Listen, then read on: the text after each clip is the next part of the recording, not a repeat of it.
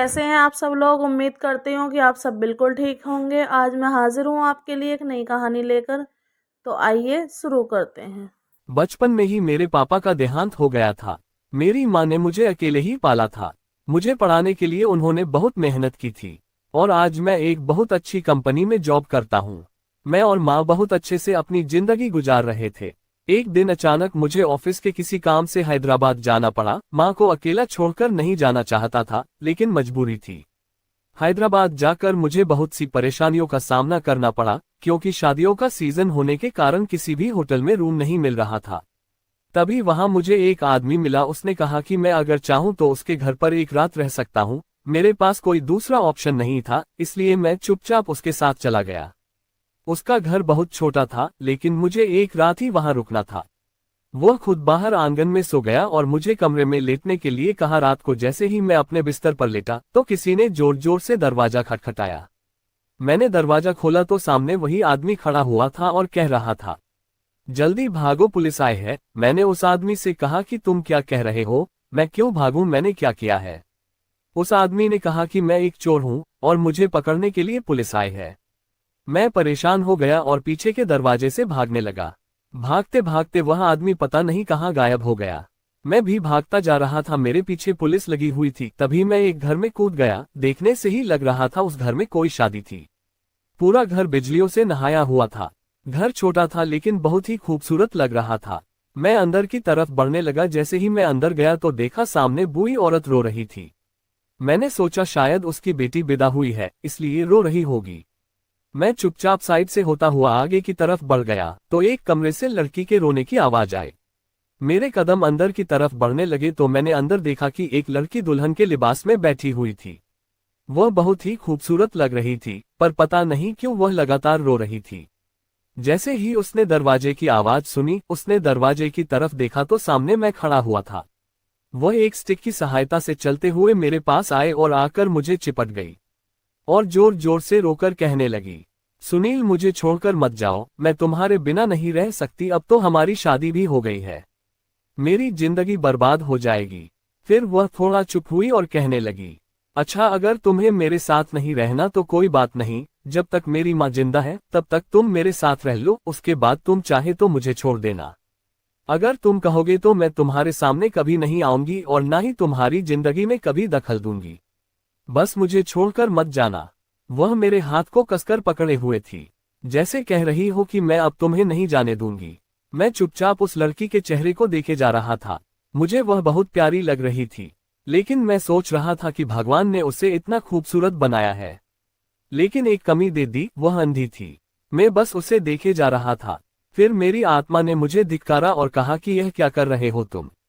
मैं अपना हाथ छुड़ाकर वापस जाने लगा तो उस लड़की ने मुझे पीछे से आकर पकड़ लिया और फिर मेरी पीठ पर सर टिकाए जोर जोर से रोने लगी।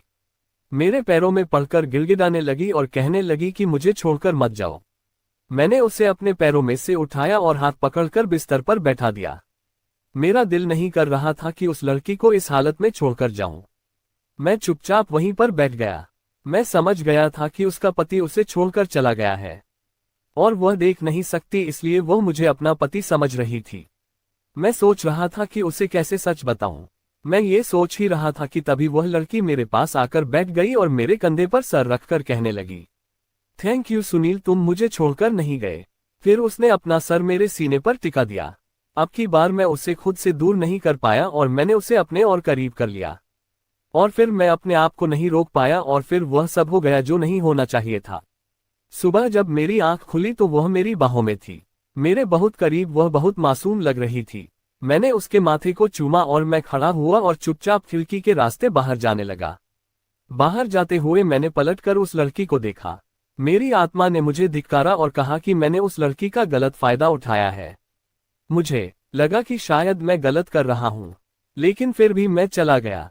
अपना ऑफिस का काम खत्म करने के बाद मैं सीधे अपने घर वापस आ गया। मेरी माँ बहुत खुश थी, लेकिन मेरे अंदर की खुशी जैसे मर चुकी थी। मैं अपनी माँ से आंखें नहीं मिला पा रहा था। मैं कमरे में चला गया। मैं बहुत उदास रहने लगा। जब भी अकेला होता तो बस उसी लड़की के बारे में सोचता रहता। धीरे धीरे मुझे महसूस होने लगा कि मैं उस लड़की से प्यार करने लगा हूँ। मेरे अंदर की बेचैनी बढ़ती जा रही थी। जब भी मैं बेड पर आकर लेटता तो मुझे वह रात याद आने लगती और मेरा दिल उसे अपनी बाहों में लेने के लिए करता, लेकिन वह मेरे पास नहीं थी। धीरे धीरे मैं बहुत बेचैन होने लगा। फिर एक दिन मैंने यह बात अपने एक दोस्त को बताई। मेरे दोस्त ने सलाह दी कि मैं जाकर उस लड़की को सब सच बता दूं और उससे माफी मांगकर उसे अपनी जिंदगी में शामिल कर लूं। मुझे भी उसका आइडिया बुरा नहीं लगा। फिर मैं अपनी मां से इजाजत लेकर ऑफिस के काम के बहाने से दोबारा हैदराबाद चला गया। जब मैं उस लड़की के घर पर पहुंचा तो पता चला वे लोग यह इलाका छोड़कर कहीं और चले गए थे। मैंने उस लड़की को ढूंढने की बहुत कोशिश की, लेकिन मुझे वह नहीं मिली। आखिर थककर मैं घर वापस आ गया। धीरे धीरे मैं अपनी जिंदगी में वापस लौटने लगा। इस बात को अब 4 महीने बीत चुके थे। एक दिन मेरी माँ बाजार गई थी, तभी वहां उन्हें अपनी बचपन की सहेली मिली। माँ उनसे मिलकर बहुत खुश हुई और बहुत सारी बातें की। घर आकर उन्होंने सारी बात मुझे बताई और कहने लगी कि उनकी एक बेटी है जिसकी एक एक्सीडेंट में आंखें चली गई थी। अभी कुछ दिन पहले उसकी शादी हुई, लेकिन अब उसके पति ने उससे तलाक दे दी। बेचारी बहुत दुखी है। मुझे समझ में नहीं आ रहा मैं उनकी कैसे मदद करूं। अम्मी को परेशान देखकर मैं भी बहुत दुखी हुआ। अब वह अपनी सहेली से रोज मिलने जाती या कभी वह हमारे घर आ जाती, लेकिन मैं उन लोगों से कभी नहीं मिला। कुछ महीने बीते। एक दिन अचानक माँ ने मुझसे कहा कि मैं चाहती हूँ कि तुम मेरी सहेली की बेटी रुचि से शादी कर लो। लड़की बहुत खूबसूरत है, लेकिन बस वह आंखों से अंधी है। लेकिन ये भगवान की मर्जी है, उसकी मर्जी के आगे कुछ नहीं होता है। मैं चुप रहा। माँ ने कहा, मुझे सोचकर जवाब दे देना, कोई जबरदस्ती नहीं है, तुम मुझे मना भी कर सकते हो। रात को मैं चुपचाप बेड पर लेटा हुआ था और सोच रहा था, शायद वह लड़की मेरी किस्मत में नहीं, इसलिए मैंने सोचा कि माँ को रुचि के लिए हाँ कर दूं। माँ भी खुश हो जाएंगी और वैसे भी मुझे एक ना एक दिन शादी तो करनी ही है, तो क्यों ना इसी लड़की से शादी कर लूं। सुबह होते ही मैंने माँ को हाँ कर दी। माँ ने कहा, चलो आज तुम लड़की से मिल लेना। मैंने कहा, नहीं माँ, मुझे आपकी पसंद पर भरोसा है, मुझे नहीं मिलना है। माँ बहुत खुश हुई और फिर शादी का वक्त करीब आ गया। शादी से एक दिन पहले मेरे फोन की घंटी बजी। मैंने फोन उठाया तो दूसरी तरफ से किसी लड़की की आवाज आई। मैंने पूछा, कौन? लड़की ने कहा, मैं रुचि बात कर रही हूँ। फिर वह चुप हो गई। मैंने कहा, कैसी हो रुचि? उधर से आवाज आई, मैं ठीक हूँ। फिर वह कुछ देर रुककर बोली, मुझे आपसे बहुत जरूरी बात करनी है। मैंने कहा, बोलो। वह बोली कि आप जानते होंगे कि मैं देख नहीं सकती और मेरे हस्बैंड ने मुझे तलाक दे दी। मैंने कहा, हाँ मैं जानता हूँ। फिर वह बोली, एक सच और है जो आप नहीं जानते। आप क्या मेरी माँ भी नहीं जानती? मैंने कहा, क्या? वह बोली कि मेरा किसी ने रेप किया था। मैं चौंक गया और उसकी बातें सुनता रहा। वह बोली, किसी ने मेरे साथ जबरदस्ती की थी और मेरे अंधे होने का फायदा उठाया था। मेरे सामने वह लड़की घूमने लगी। मैंने भी तो एक लड़की का ऐसे ही फायदा उठाया था। मेरी आंखों से आंसू गिर रहे थे। मैंने रुचि से कहा, जो भी हुआ वह तुम्हारा पास था और मुझे इस बात से कोई फर्क नहीं पड़ता कि तुम्हारे पास में क्या हुआ क्या नहीं हुआ। बस तुम अपने आज पर फोकस करो और मुझे तुम हर हाल में कबूल हो। रुचि ने गहरी सांस ली। मुझे ऐसा लगा मानो उसके अंदर बहुत सारा सुकून उतर गया हो। फिर मैंने कहा, अच्छा अब रात ज्यादा हो गई है, सो जाओ। मैं नहीं चाहता कि कल मेरी दुल्हन नींद पूरी न होने की वजह से अच्छी ना दिखे। मैं मुस्कुरा दिया और उसने फोन काट दिया। अगले दिन मैं बारात लेकर उसके घर पहुंचा। हंसी खुशी सारी रस्में हुई, लेकिन जब मैंने रुचि की मां को देखा तो मुझे ऐसा लगा जैसे मैंने उन्हें पहले भी कहीं देखा है, लेकिन मुझे ध्यान नहीं आ रहा था। धीरे धीरे विदाई का वक्त करीब आ गया और फिर विदा होकर रुचि मेरे घर आ गई। कुछ देर बाद जब मैं अपने कमरे में गया तो रुचि दुल्हन बनी बिस्तर पर बैठी हुई थी।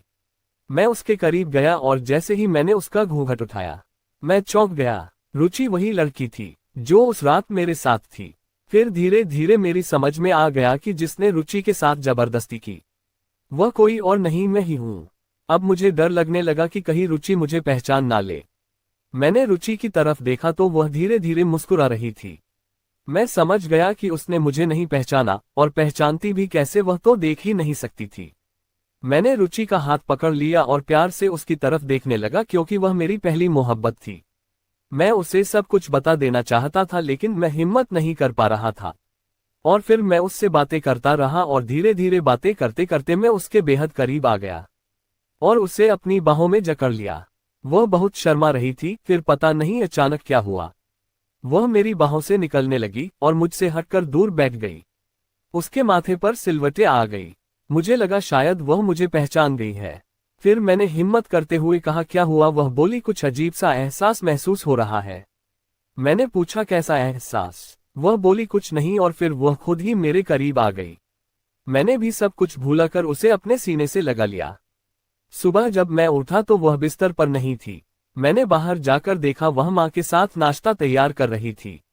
आंखें न होते हुए भी वह सारा काम कर सकती थी। मैं हैरान था। फिर यूं ही दिन बीतते गए।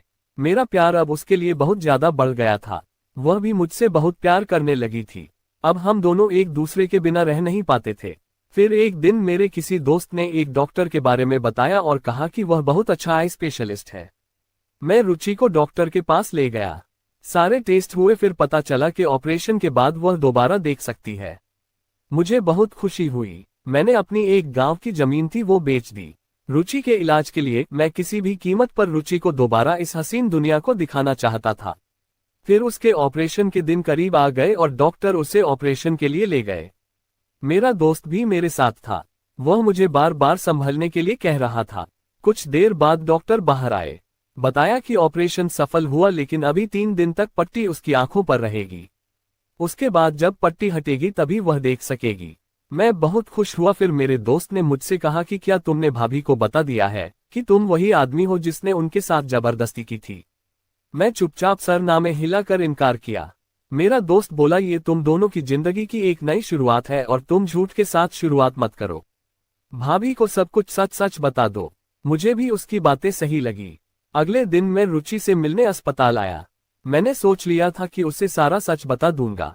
मैं कमरे में गया तो रुचि ने खुशी से मेरा हाथ पकड़ लिया और कहा, कल जब मेरी पट्टी खुलेंगी तो मैं सबसे पहले तुम्हें देखना चाहूंगी। मेरी यही ख्वाहिश है कि सबसे पहले तुम मेरे सामने आओ। मैं चुप था। फिर मैंने रुचि का हाथ पकड़ा और कहा, मुझे तुमसे कुछ कहना है। रुचि बोली, कहो। मैंने बड़ी हिम्मत जुटाते हुए कहा, देखो रुचि, अब मैं जो भी तुम्हें बताने जा रहा हूँ, मुझे पता है वह सुनने के बाद तुम्हें बहुत दुख होगा, लेकिन रुचि तुम मुझसे वादा करो, तुम मुझे कभी छोड़कर नहीं जाओगी। मैंने रुचि का कसकर हाथ पकड़ लिया। रुचि मेरी हालत पर हैरान थी। वह बोली, तुम बताओ तो सही, क्या बात है? मैंने कहा, रुचि, तुम्हारे साथ जिस आदमी ने जबरदस्ती की थी वह कोई और नहीं, मैं ही था। फिर मैंने उसे सारी बात बता दी। रुचि के हाथ कांप रहे थे। उसने झटके से मेरे हाथ छोड़ दिए और फिर चुपचाप लेट गई। मैंने उसे पुकारा, रुचि। वह बोली, मुझे अकेला छोड़ दो। मेरी आंखों में आंसू आ गए और मैं बाहर आ गया। मुझे अस्पताल में रहना मुश्किल हो रहा था। मैं सीधा घर गया और कमरे का दरवाजा बंद करके फूट फूट कर रोने लगा। मुझे ऐसा लग रहा था जैसे रुचि मुझे छोड़कर चली जाएगी। मुझे कुछ समझ में नहीं आ रहा था और यह सोचते सोचते पता नहीं कब मेरी आंख लग गई। माँ के जगाने पर मैं उठा तो देखा कि सुबह हो चुकी थी। माँ कह रही थी, जल्दी उठो, अस्पताल चलो, आज रुचि की पट्टी खुलने वाली है। मैंने कहा, ठीक है माँ, मैं फ्रेश होकर आता हूँ। और फिर माँ और मैं अस्पताल के लिए चल दिए। डॉक्टर ने हमें कमरे में आने के लिए कहा और फिर पट्टी खोलना शुरू कर दी। रुचि ने कल मुझे कहा था, जब मेरी पट्टी खुलेंगी तो वह सबसे पहले मुझे देखना चाहेगी। मैं उसके सामने जाकर खड़ा हो गया, लेकिन जैसे ही उसकी पट्टी खुली उसने मेरी तरफ से नजरें फेर ली। मैं अंदर से टूट गया और चुपचाप बाहर आ गया। मैं समझ गया कि रुचि ने मुझे माफ नहीं किया है। रुचि कुछ दिन अस्पताल में ही रही, लेकिन मैं जब भी उससे मिलने जाता वह मुझे इग्नोर करती। मैं भी चुपचाप वापस आ जाता। फिर वह ठीक होकर घर आ गई। अभी तक उसने किसी को कुछ भी नहीं बताया था। रात को जब मैं कमरे में गया तो मैंने देखा कि रुचि सो रही थी। मैं उसके पास जाकर बैठ गया। मेरा दिल चाह रहा था उसे अपनी बाहों में भर लूं और उससे कहूं कि वह मुझे देखती रहे, लेकिन फिर मैं भी चुपचाप सो गया। सुबह मेरी आंख खुली तो रुचि कमरे में नहीं थी। मैं फ्रेश होकर बाहर आया तो रुचि कहीं भी नहीं थी। फिर मैं ऑफिस चला गया। अब ऐसे ही होने लगा, जब मैं रात को आता था वह सोई हुई मिलती और सुबह वह किचन में या किसी न किसी काम में बिजी होती। मेरे अंदर की बेचैनी बढ़ती जा रही थी। रुचि की चुप्पी मुझसे सही नहीं जा रही थी, लेकिन वह चुप थी, कुछ नहीं कह रही थी। एक दिन माँ को किसी काम से एक रात के लिए कहीं बाहर जाना पड़ा। मैंने सोच लिया था आज मैं रुचि से बात करूंगा। रात को जब मैं घर वापस आया तो वह रोज की तरह सो गई या फिर सोने का ड्रामा कर रही थी। मैं फ्रेश होकर बेड पर आकर लेट गया। मैंने धीरे से अपना हाथ रुचि की कमर पर रखा। उसने मेरा हाथ पकड़कर झटक दिया। मैं समझ गया कि वह जाग रही है। मैंने लाइट चला दी और उसे उठने के लिए कहा। वह बैठ गई। फिर मैंने कहा, मेरे से गलती नहीं, गुनाह हुआ है। उसके लिए मैं तुमसे माफी मांगता हूँ। तुम चाहे तो मुझे जो मर्जी सजा दे सकती हो, लेकिन चुप मत रहो। तुम्हारे चुप रहने से मैं परेशान हूँ। तुम्हारी चुप्पी मुझे अंदर ही अंदर खाई जा रही है। प्लीज रुचि, मुझे माफ कर दो, मुझसे बात करो। लेकिन वह पत्थर बनी बैठी थी। बस उसके मुंह से इतना ही निकला कि जिस आदमी से मैं इतनी नफरत करती थी, मुझे नहीं पता था वह तुम हो। जब मैं तुम्हें देखती हूँ तो मुझे घिन आती है तुमसे। इतना कहकर वो बाहर चली गई। मैं बस चुपचाप से उसे देखता रहा। पता नहीं कब मेरी आंखों से आंसू बह निकले और फिर मैं चुप हो गया, बिल्कुल चुप। धीरे धीरे ऐसे ही टाइम बीतता गया। माँ को भी हम पर शक होने लगा था। वह बार बार पूछने लगी थी कि क्या बात है, लेकिन ना मैं कुछ बोलता ना ही रुचि। हमारी शादी को 1 साल हो चुका था। माँ अब बच्चे की तरफ इशारा करने लगी थी, लेकिन मैं कुछ जवाब नहीं देता, बस चुपचाप उठकर चला जाता। धीरे धीरे रुचि का व्यवहार चेंज होता जा रहा था। वह मेरी हर जरूरत का ध्यान रखती, लेकिन वह चुप रहती। उसकी नफरत शायद कम हो रही थी या मुझे लग रहा था। एक दिन मैं ऑफिस से घर आया। मैं कुछ अपने आप को थका थका महसूस कर रहा था। मैंने आते ही कहा, रुचि 1 कप चाय तो बना दो। उसने चाय बनाई। चाय लेकर वह कमरे में आए और जैसे ही उसने मुझे चाय दी तो उसके हाथ मेरे हाथ से टच हुए तो वह बोली, आपको तो बहुत तेज बुखार है, आपने दवाई ले ली? मैंने कहा, हाँ मैंने टैबलेट ले ली है, और फिर चाय पीकर मैं लेट गया, लेकिन मेरा बुखार नहीं उतरा। वह पूरी रात मेरे सर पर पट्टियां रखती रही। वह मेरे बहुत करीब थी। मेरा दिल चाह रहा था कि कभी मेरा बुखार उतरे ही ना। वह हमेशा यूं ही मेरे पास बैठी रहे। सुबह जब मेरी आंख खुली तो वह बेड से टेक लगाए बैठी थी और मेरा सर उसकी गोद में था। मैं उठा तो उसकी भी आंख खुल गई। उसने मेरे माथे को छुआ और बोली, बुखार उतर गया है। वह मुझे बहुत चुप चुप सी लगी। वह उठकर बाहर चली गई और थोड़ी देर में मेरे लिए नाश्ता लेकर आ गई। मैंने नाश्ता किया, फिर उसे अपने पास बैठने के लिए कहा। वो चुपचाप मेरे पास बैठ गई। मैंने पूछा, क्या हुआ, क्या बात है, चुप क्यों हो? वह कुछ नहीं बोली, बस चुपचाप मेरी तरफ देखती रही। उसकी आंखों में आंसू थे। फिर पता नहीं उसे क्या हुआ और वह मेरे सीने से चिपट गई और उसने मुझे कस के पकड़ लिया और बोली, अब थक गई हूँ, मुझे तुम्हारी जरूरत है, अब मैं तुम्हारे बिना नहीं रह सकती। अब मुझे ऐसा लगता है जैसे मैं तुम्हें नहीं खुद को सजा दे रही हूँ। मैं बस उसे चुपचाप देखे जा रहा था। मेरी आंखों में भी आंसू थे और फिर मैंने उसे कस के अपनी बाहों में पकड़ लिया और एक सुकून सा मेरे सीने में उतर गया। मैंने शरारती लहजे में कहा, अगर तुम्हारा मेरे पास आने का दिल चाह रहा था तो पहले बता देती, मैं पहले ही बीमार हो जाता। ये सब सुनकर वो शर्मा गई। मैंने एक सुकून भरी सांस ली। ऐसा लग रहा था जैसे आज एक बहुत बड़ा बोझ मेरे दिल से दूर हो गया था। आज मैं बहुत सुकून में था और प्यार से रुचि की तरफ देख रहा था। दोस्तों, आपको मेरी यह कहानी कैसी लगी कमेंट में जरूर बताना। उम्मीद है आपको ये कहानी बहुत पसंद आई होगी। वीडियो को लाइक जरूर करना। धन्यवाद।